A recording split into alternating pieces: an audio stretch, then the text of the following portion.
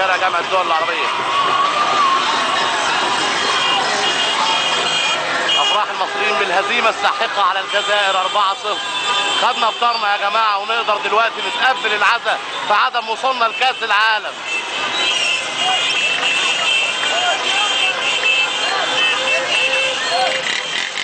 المصريين خير أجناد الأرض، هم خير أجناد الأرض في كل الميادين، مش الحروب بس، والكورة كمان وكل الميادين.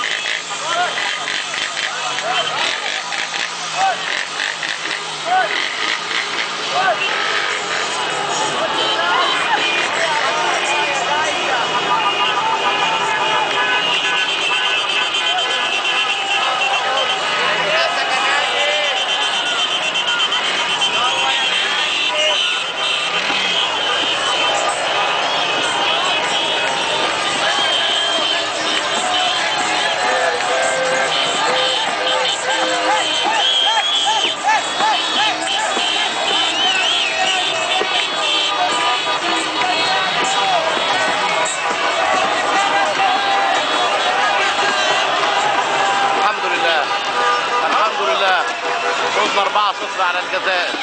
خدنا افطارنا من الهزيمة السابقة الغير مستحقة للجزائريين. الحمد لله دلوقتي نقدر نتقبل العزاء في عدم وصولنا لكأس العالم.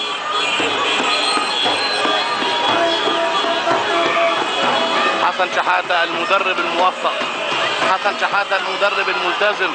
الحمد لله. اللهم لا سهل إلا ما جعلته سهلا وأنت تجعل الحزن إذا شئت سهلا.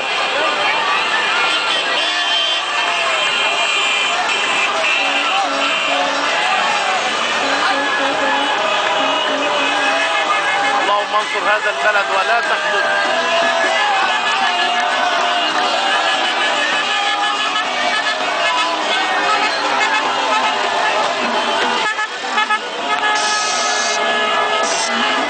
جانب من افراح المصريين بشارع جامعة الدول العربية المكتظ بالمحتفلين.